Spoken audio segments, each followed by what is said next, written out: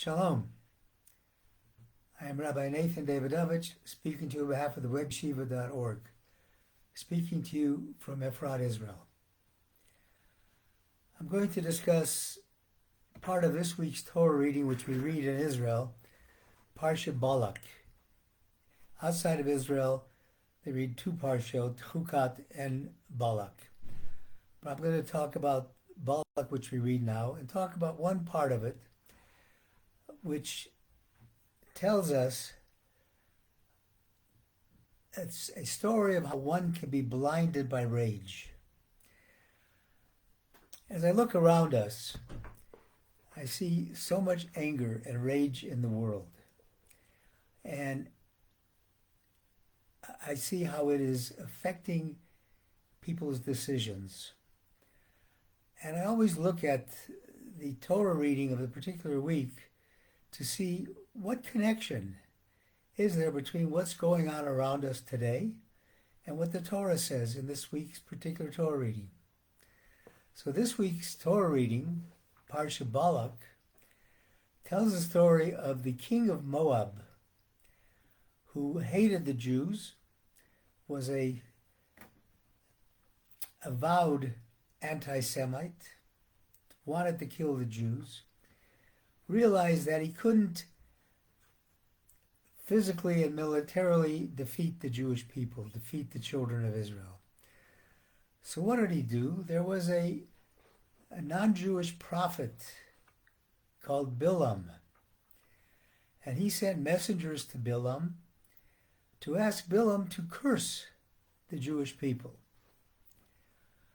And Balaam said at first, I can only do what God tells me to do.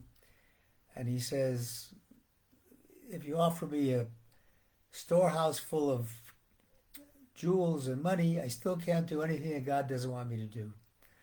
And they prevailed upon him they keep talking to him.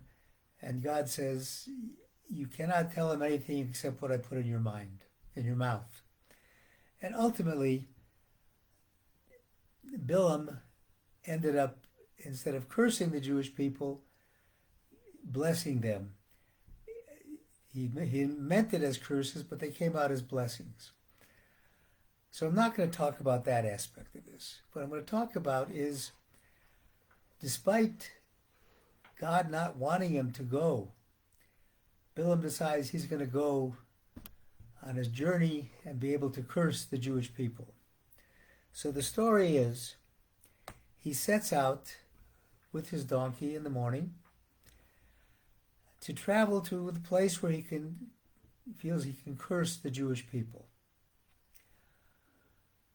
And he knows that in doing this, if he succeeds, he'll achieve great fame and fortune. The king of Moab will give him all kinds of riches, and he'll be a famous person, more famous than he is. So that sort of blinds him as to what he should be doing. And he's traveling with this donkey, and the first thing that happens is the donkey veers off the road and goes into the field. And Balaam takes his whip and beats the donkey to get him back onto the road. A little bit later, the donkey is passing between two narrow spaces. There's a rock wall on the right, and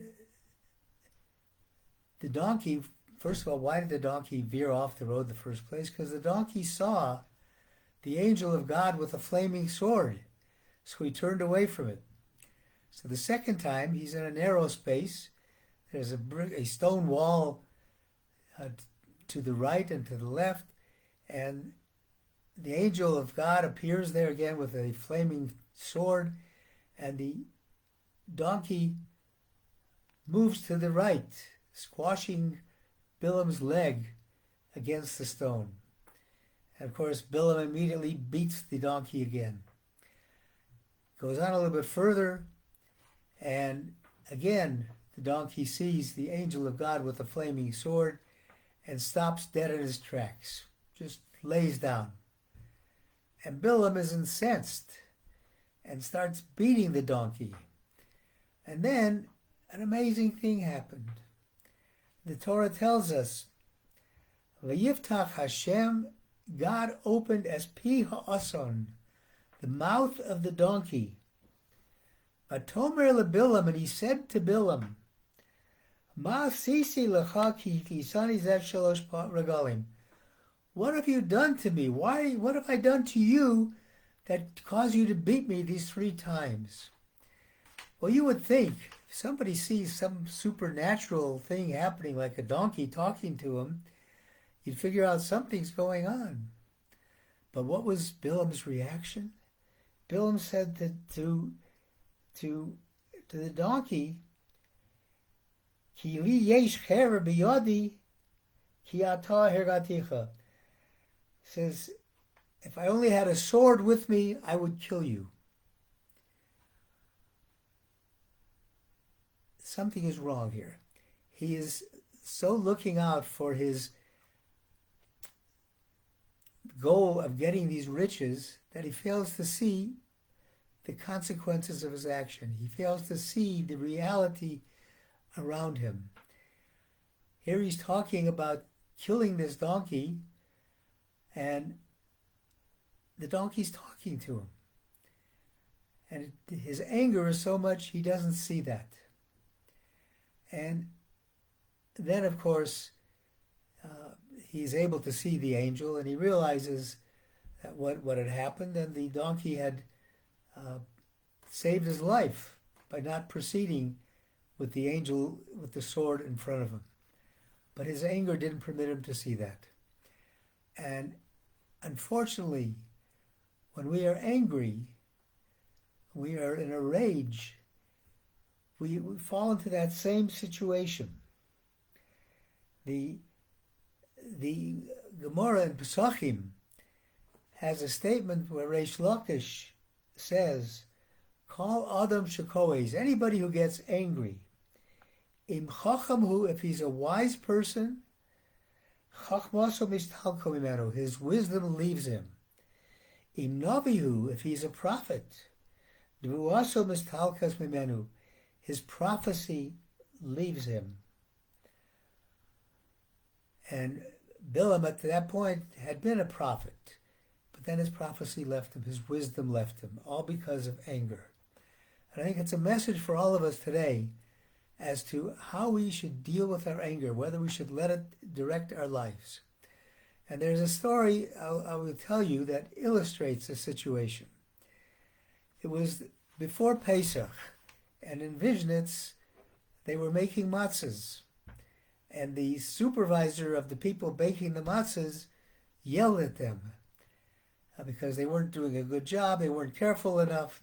And the Vizhnitzer Rebbe came and saw this, and he says, why did you yell at these people who are doing the mitzvah of making matzahs?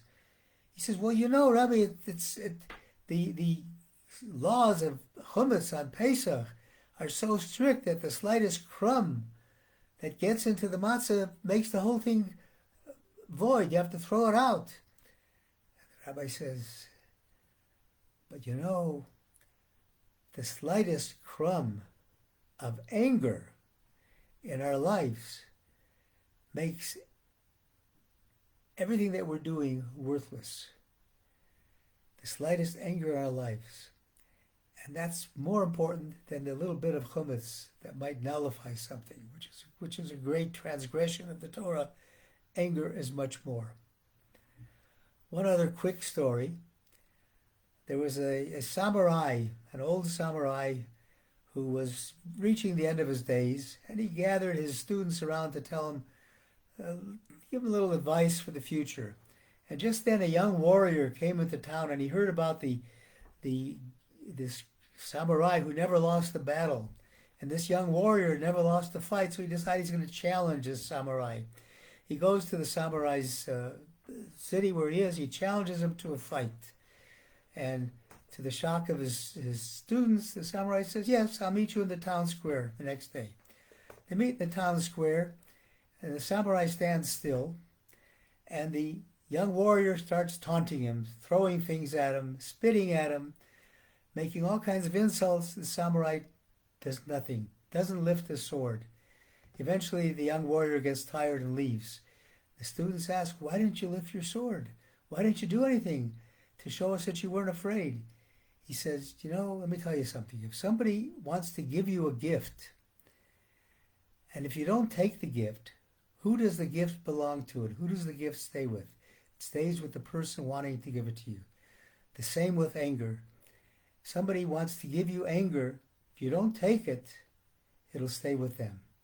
Anyway, I'm blessing to all of us is to be able to control our anger, control our rage, be guided by common sense and not by anger.